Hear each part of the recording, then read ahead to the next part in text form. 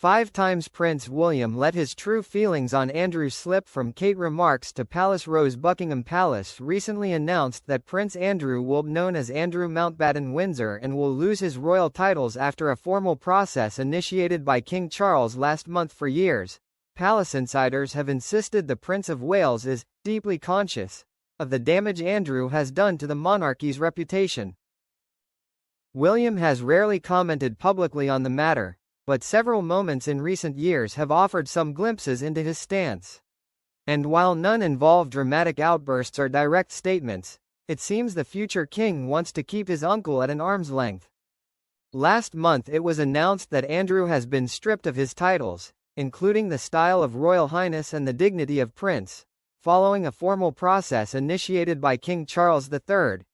This decision came after months of scrutiny over his links to Jeffrey Epstein and followed his earlier decision to give up other royal titles like the Duke of York. Here, we take a look at some of the awkward encounters over the years. Duchess of Kent's funeral. A short video clip at the Duchess of Kent's funeral in September 2025 went viral when Andrew appeared to lean toward Prince William and attempt light conversation. William, lips tight and expression fixed, avoided eye contact and gave no visible response. A lip reader later told Royal Insider that Andrew appeared to say, "We had a lovely time in those days. I remember those days," while William continued staring ahead. Cosmopolitan, citing sources close to the Prince of Wales, reported that William was "furious" at being ambushed by Andrew at a somber event and has long been careful to avoid even being photographed with his uncle. Andrew's royal status discussions behind the scenes. William has taken an increasingly influential role in decisions about Andrew's future. According to ITV News, Andrew's recent agreement to relinquish his remaining titles followed days of work by the King and Prince William and their senior courtiers and lawyers. It was said that the move was clearly not entirely Andrew's decision, implying significant pressure from both Charles and William. Royal aides have said privately that the Prince of Wales favoured a firmer stance and was frustrated by what he saw as his father's more accommodating approach. A future monarchy. Although William has not publicly outlined his plans for his future reign, sources suggest he intends to exclude Andrew from both public and private royal life entirely once he becomes king. According to the newspaper sources, William sees this as necessary to protect the monarchy's credibility and ensure that long-running scandals are not allowed to overshadow its work.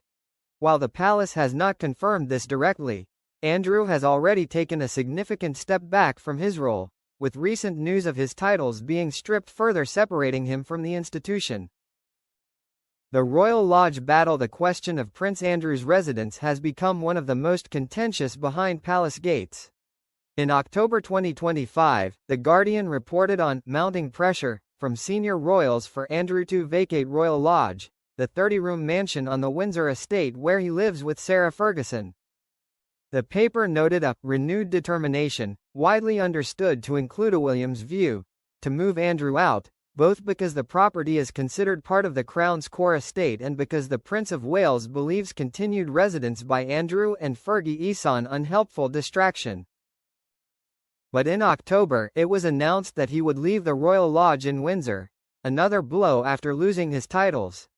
Feud over Kate. Royal experts also suggest a significant part of the deepening rift between Prince William and his uncle stems from Andrew's alleged early hostility toward Kate Middleton.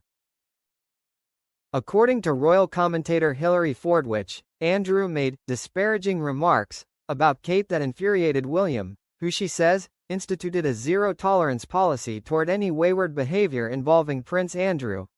Author Andrew Lowney, in his biography entitled The Rise and Fall of the House of York, adds that Andrew's rudeness may have come from snobbery. He may have felt that Kate wasn't aristocratic enough to marry William.